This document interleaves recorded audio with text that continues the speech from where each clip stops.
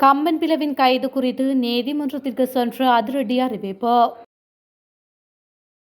அனுர அரசாங்கத்தால் மகிழ்ச்சியில் வடக்கு மக்கள். டெல்வின் சில்வா பெருமிதம். நாமலின் அதிகாரப்பூர்வமற்ற ஜனாதிபதி மொட்டு தரப்பில் வெடித்த பெரும் சர்ச்சை. சுமந்திரன் சிவிகேயிடமிருந்து அனுரவிற்கு பறந்த அவசர கடிதம். யாரும் பீதியடைய வேண்டாம், அரசாங்கம் விடுத்த கோரிக்கை.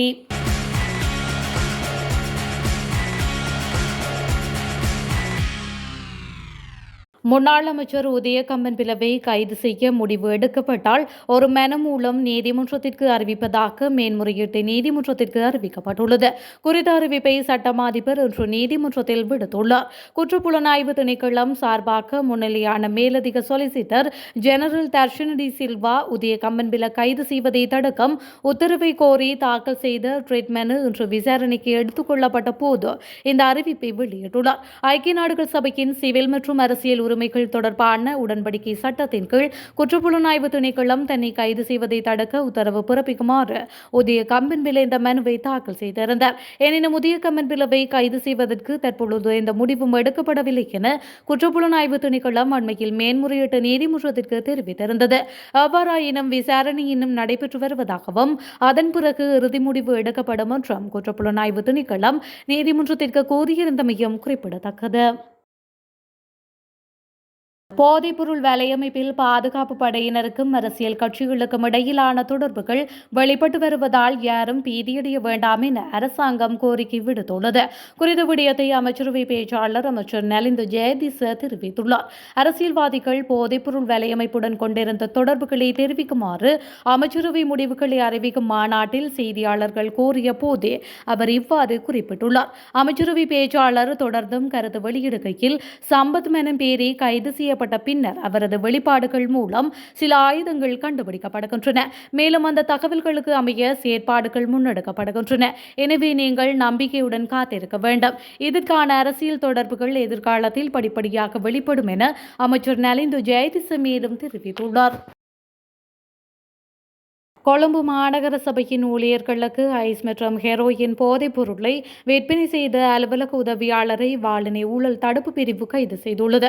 சந்தேக நபர் நீண்ட காலமாக தனது அலுவலகத்தில் ஐஸ் மற்றும் ஹெரோயினை கவனமாக பொதி செய்த நகராட்சி ஊழியர்களுக்கு விற்பனை செய்து வந்ததாக காவல்துறையினர் தெரிவித்தனர். இந்த ஊழியரின் அலுவலகம் கம்பல் பூங்காவிற்கு அருகில் உள்ள கொழும்பு மாநகர சபை கட்டடத்தில் அமைந்துள்ளது. மேலும் அவர் அங்கு ஒரு ஓட்டுநராக பணியாற்றியுள்ளார். கடந்த 22ஆம் தேதி வாளனை ஊழல் தடுப்பு பிரிவு ஒரு ரகசிய தகவலின் பேரில் சோதனை நடத்தியது. இதன்போது சந்தேக நபரிடம் 20,000 மில்லிகிராம் ஹெரோயின் கண்டுபிடிக்கப்பட்டதாக தெரிவிக்கப்பட்டது. 38 வயதுடைய ஒருவர் கைது செய்யப்பட்டு சந்தேக நபர் பொருளை காவல்துறையினரிடம் ஒப்படைக்கப்பட்டுள்ளார். சந்தேக நபர் அலுத்கடை நீதவான் நீதிமன்றத்தில் முற்படுத்தப்பட்ட பின்னர் தடுப்பு உத்தரவு பெறப்பட்டு மேலும் விசாரணைகள் நடைபெற்று வருகின்றமையும் குறிப்பிடத்தக்கது. வடக்கு மக்களின் கோரிக்கைகளுக்கும் வடக்கு மக்கள் பிரதிநிதிகள் என கூறிக்கொள்பவர்களின் கோரிக்கைகளுக்கும் இடையே ஏராளமான வித்தியாசங்கள் உள்ளதாக ஜேவிபி எனப்படும் மக்கள் விடுதலை முன்னணியின் பொதுச் செயலாளர் டெல்வின் சில்வா தெரிவித்துள்ளார். தற்போதைய அரசாங்கத்தின் கீழ் வடக்கு மக்கள் சந்தோஷமாக உள்ளதாகவும் அவர் சுட்டிக்காட்டியுள்ளார். யூடியூப் நேர்காணல் ஒன்றில் கருத்து தெரிவிக்கும் போதே அவர் இதனை தெரிவித்துள்ளார். இவ்விடயம் தொடர்பில் மேலும் கருத்து தெரிவித்த அவர், தற்போதைய அரசாங்கம் ஆட்சிக்கு வந்து ஒரு வருடம் பூர்த்தியடைந்துள்ள நிலையில் நாட்டில் அபிவிருத்தி நடவடிக்கைகள் ஆரம்பிக்கப்பட்டுள்ளன. அவற்றுள் முக்கியமாக வடக்கில் மைதானம் ஒன்றை அமைப்பதற்கான அடிக்கல் நாட்டப்பட்டது. வெளிநாடு செல்வதற்கான கடவுச்சீட்டுகளை பெற்றுக்கொள்ள வசதி அமைத்து கொடுக்கப்பட்டுள்ளது என அவர் தெரிவித்துள்ளார். வடக்கு மக்களின் கோரிக்கைகள் தொடர்பில் நெறியாளர் முன்வைத்த கேள்விக்கு பதிலளித்த டெல்வின் சில்வா, யாழ்ப்பாண மக்களின் கோரிக்கைகளுக்கும் யாழ் மக்கள் பிரதிநிதிகள் என கூறிக்கொள்பவர்களின் கோரிக்கைகளுக்கும் இடையே ஏராளமான வித்தியாசங்கள் காணப்படுகின்றன. கடந்த அரசாங்கங்களின் போது அவர்களுடைய கோரிக்கைகள் எதுவும் நிறைவேற்றப்படவில்லை. எனினும் தற்போதைய அரசாங்கத்தில் வடக்கு மக்களின் கோரிக்கைகள் ஒவ்வொன்றாக நிறைவேற்றப்படும் என்று அவர் மேலும் தெரிவித்துள்ளார். பொதுக்கூட்டங்களில் பொறுப்பற்ற கருத்துக்களை வெளியிடுவதை தவிர்க்குமாறு முன்னாள் நாடாளுமன்ற உறுப்பினர் ஜானக திஸ்ஸ குட்டியாராச்சிக்கு ஸ்ரீலங்கா பொதுஜன பெரமுனவின் பொதுச் செயலாளர் சட்டத்தரணி சாகர காரியவசம் எச்சரிக்கை விடுத்துள்ளார்.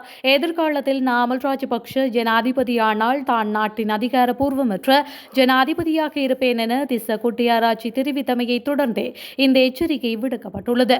ஆதரவாளர்களிடம் உரையாற்றிய திஸ்ஸ குட்டியாராச்சி ராஜபக்ஷவின் நெருங்கிய கூட்டாளிகளில் ஒருவராக தன்னை கருதுவதாகவும் 2029 ஜனாதிபதி பதவியை வெல்வதற்கு ராஜபக்ஷவுக்கு ஏற்கனவே ஒரு அரசியல் அலை உருவாக்கி வருவதாகவும் கூறியுள்ளார். ஜனாதிபதி அனுரகுமார திசாநாயக்க நாளை, அடுத்த வாரம், அடுத்த மாதம் அல்லது 2029 அதிகாரத்தை இழப்பார் என்பதை உறுதியாக கூற முடியாதுள்ளதாகவும் அவர் குறிப்பிட்டுள்ளார். அதன்படி நாமல் ராஜபக்ஷ ஜனாதிபதி தேர்ந்தெடுக்கப்படும் போது இலங்கையின் அதிகாரப்பூர்வமற்ற ஜனாதிபதியாக தான் பணியாற்றுவேன் என்று திஸ்ஸ குட்டியாராச்சி வலியுறுத்தியுள்ளார். இந்த நிலையில் அதற்கு எதிர்ப்பு வெளியிட்டுள்ள ஸ்ரீலங்கா பொதுஜன பெரமுனவின் பொதுச் செயலாளர் சாகர இதுபோன்ற அறிக்கைகள் கட்சிக்கு தீங்கு விளைவிக்கும் என்று எச்சரித்துள்ளார். நேரடியாக பேசுவதற்கு நேரம் ஒதுக்கி தாருங்கள் என்று கோரி இலங்கை தமிழரசு கட்சித் தலைவர் சி.வி.கே. சிவஞானமும் கட்சியின் பொதுச் செயலாளர் எம்.ஏ. சுமந்திரனும் ஒப்புமிட்டு ஜனாதிபதி அனுரகுமார திசாநாயக்கவிற்கு கடிதம் ஒன்றை அனுப்பி வைத்துள்ளனர். தமிழ் தேசிய பிரச்சினைகளுக்கான தீர்வு என்ற தலைப்பில் அமைந்த அந்த கடிதம் நேற்று அனுப்பி வைக்கப்பட்டுள்ளது. அந்த கடிதத்தில் தெரிவிக்கப்பட்டிருக்கும் விடயங்களாக எமது கட்சியின் சமீபத்திய மத்திய செயற்குழு கூட்டத்தில் இது தொடர்பாக உங்களுக்கு எழுத முடிவு செய்யப்பட்டது. நீங்கள் நாட்டின் ஜனாதிபதியாக பதவியேற்று ஒரு வருடமாகின்றது. உங்கள் தேர்தல் அறிக்கையிலும் மற்றும் பல அறிவிப்புகளிலும் இந்த மிக முக்கியமான பிரச்சனையை தீர்ப்பீர்கள் என நீங்கள் உறுதியளித்திருந்தீர்கள். இருப்பினும் கடந்த ஒரு வருடமாக இந்த விடயத்தில் இந்த நடவடிக்கையும் எடுக்கப்படவில்லை. முதன்மையான தமிழ் அரசியல் கட்சியாக மேற்கூறிய பிரச்சனையை தொடர்பாக உங்கள் அரசாங்கத்துடன் கலந்துரையாட நாங்கள் தயாராக இருக்கின்றோம்.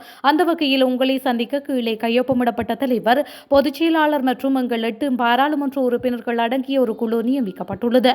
மேற்கொண்ட குழு உங்களுக்கு மிகவும் வசதியாக இருக்கும் நேரத்தில் உங்களை சந்திக்க ஒரு நேரத்தை ஒதுக்கி தருமாறு வேண்டுகின்றோம் என்று அதில் மேலும் குறிப்பிடப்பட்டுள்ளது. தனது சொத்துக்கள் எவ்வாறு பெறப்பட்டது என்பது குறித்து விளக்கமளிக்க தயார் என மத்திய வங்கியின் ஆளுநர் நந்தலால் வீரசிங்க அறிவித்துள்ளார். தனது சொத்து எவ்வாறு ஈட்டப்பட்டது என்பது குறித்து விரிவான விளக்கம் தேவைப்படும் விவரம் முறையான நடைமுறையை பின்பற்றி இது தொடர்பாக முறைப்பாடு அளிக்கலாம் என்று அவர் மேலும் குறிப்பிட்டுள்ளார். அத்தோடு ஊழல் தடுப்பு சட்டத்தின் விதிகளின் வழங்கப்பட்ட சொத்துக்கள் மற்றும் பொறுப்புகள் பிரகடனத்தில் குறிப்பிட்டுள்ளபடி தனது மற்றும் தனது குடும்பத்தினரின் அனைத்து சொத்துக்களும் சட்டப்பூர்வமாக பெறப்பட்டுள்ளன என்றும் ஆளுநர் சுட்டிக்காட்டியுள்ளார். இந்த நிலையில் தனது சொத்துக்கள் தொடர்பில் முறைப்பாடு அளிக்கும் எவரும் தங்கள் சொத்துக்களை எவ்வாறு பெற்றனர் என்பதை கடைசி விவரம் வரை விளக்க கடமைப்பட்டுள்ளதாகவும் அவர் வலியுறுத்தியுள்ளார். அதன்படி கடந்த ஆண்டும் அதற்கு முன்பும் இதே முறையில் சொத்துக்கள் மற்றும் பொறுப்புகள் அறிக்கைகளை சமர்ப்பித்ததாகவும் அவர் கூறியுள்ளார். மேலும் தான் 40 ஆண்டுகளுக்கு முன்பு உள்நாட்டு இறைவரி திணைக்களத்தில் வருமான வரி கோப்பை திறந்ததாகவும் கடந்த 7 ஆண்டுகளாக தான் சம்பாதித்த சொத்துக்களுக்கு வருமான வரி செலுத்தியதாகவும் ஆளுநர் நந்தலால் வீரசிங்க தெரிவித்துள்ளார்.